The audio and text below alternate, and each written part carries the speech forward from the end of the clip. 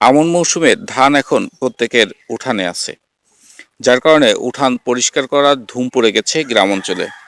আর এই উঠান পরিষ্কার করার সময় যে উর্বর মাটি এবং কিছু আবর্জনা থাকে, এগুলো কিন্তু ভালো সার হিসেবে কাজ করে। আপনারা এই মাটি পরিষ্কার করে নারিকেল গাছের গোড়ায় দিতে পারেন, সেক্ষেত্রে নারিকেলের ফলন অনেক বৃদ্ধি পেতে পারে। পচা আবর্জনা সহ যখন দেবেন তখন জৈব সারে কাজ হবে, অন্যদিকে মালচিং ব্যবস্থাও হবে।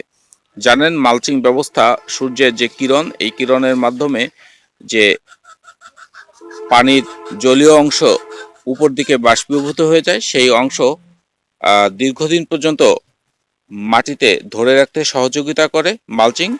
আর যখন মাটিতে এই শুকনো মৌসুমে পানি থাকে তখন গাছের ফল অনেক বৃদ্ধি পায়। আপনারা ভিডিও দেখছেন তমাল অ্যাগ্রোভেট ফেসবুক পেজ থেকে। অবশ্যই আপনারা পেজটি ফলো দিয়ে সাথে থাকবেন। আমরা আমাদের অঞ্চলে খেলাধুলার সাথে সাথে আমরা কৃষি বিষয়ে কাজ করে যাচ্ছি দীর্ঘদিন থেকে।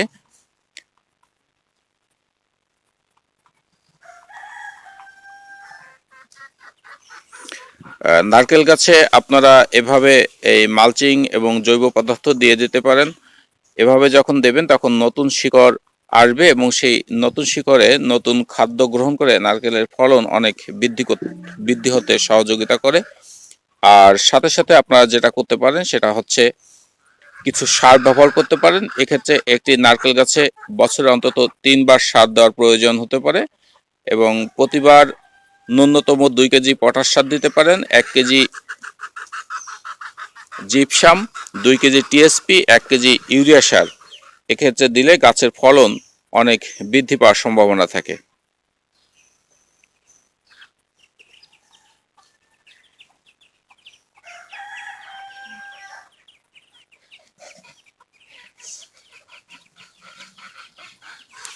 আপনাদের অনেকেই উঠান পরিষ্কার শেষে এই মাটিগুলো নিচু একটু জায়গায় ফেলে দেন, তো ফেলে না দিয়ে অবশ্যই এই মাটিগুলো নারকেল গাছের গোড়ায় যখন দেবেন তখন এর ফলন বহুগুণ বৃদ্ধি পাবে।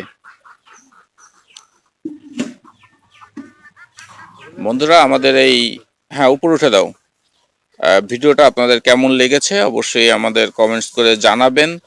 এবং আমরা এই যে পদ্ধতির কথা বললাম, অর্থাৎ কিছু সারের সাথে আপনার জৈব পদার্থ অর্থাৎ উঠোনের যে মাটি, এটা বেশ উর্বর থাকে।